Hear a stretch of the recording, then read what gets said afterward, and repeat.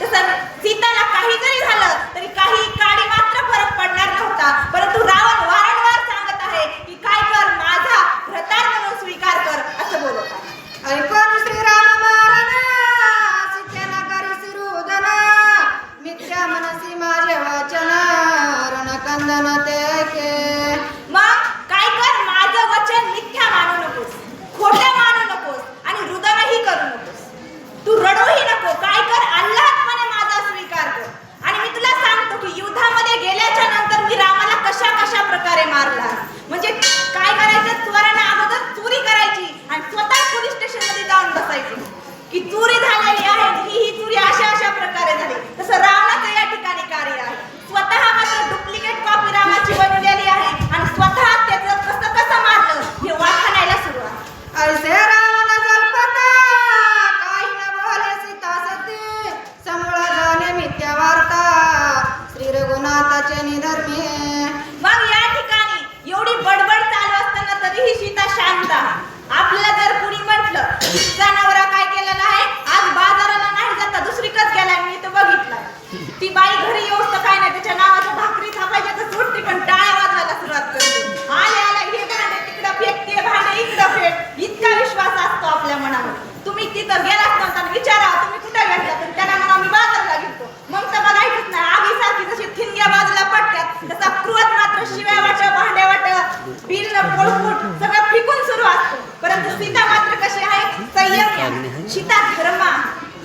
सीता खूप शिकवते. असं म्हणतात की मुलींना बाहेर पाठवायचं नाही, समोरून आला तर काय करेल, मुलींना जास्त शिकवायचं नाही. इथं 8वी पर्यंत झालं तर कुणी 8वीलाही लावत नाही, 9वी झाली तर पुरं पाठवायचं नाही. का तर मुली व्यवस्थित राहतील का नाही, आणि राहिल्या तर पुन्हा काय म्हणते, समोरचा येणारा कसा असेल. जर मुलगी सीतासारखी असेल तर काय प्रॉब्लेम आहे, आणि सीतासारखी नसेल तर मुलगी अखावासारखी, मुलगी अखावासारखी तर जगदंबेसारखी असावी, दुर्गासारखी असावी. मुली म्हणतात की वरतोड केलं तिने, पण मुलीला चप्पलच काढून घ्यायला पाहिजे. तिथं मुलीला शिकवायला पाहिजे आई वडिलांना. एक तर कुणाच्या वाटेला जायचं नाही, कुणी आला तर जित्ता सोडायचा, हे शिकवायला पाहिजे मुली. कारण आता तुम्ही सोडून द्या हा विषय की आताची मुलगी चूल मूल बघेल, हे शक्य नाही राहिलेलं आजकाल.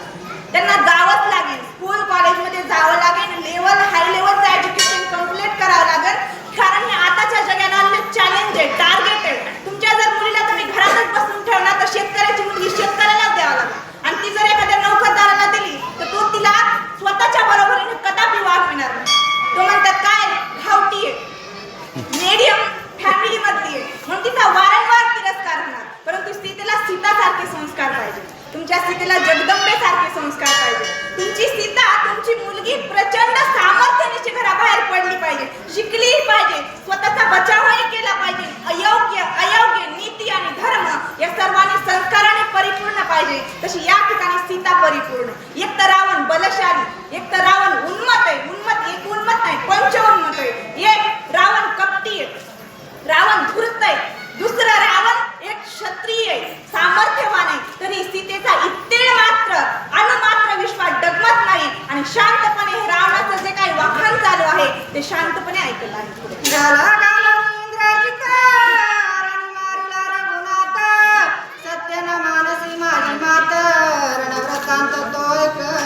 मग काय केलेलं आहे, इंद्रजितानं अचानक घाला घातलेला आहे, वार केलेला आहे. आणि वारा सरसर एका प्रहारामध्ये राम आणि लक्ष्मणाचा काय केला आहे, संवाद केलेला आहे. हा वनवृत्तांत काय कर, शांतपणे आहे असं रावण सांगत आहे. जय इंद्रवादी व्रत सुरासी ते राक्षस वदिले श्रीरामासी व्रतार वदिला कोणे प्रदेशी तेही तुझ पासी सांगेन.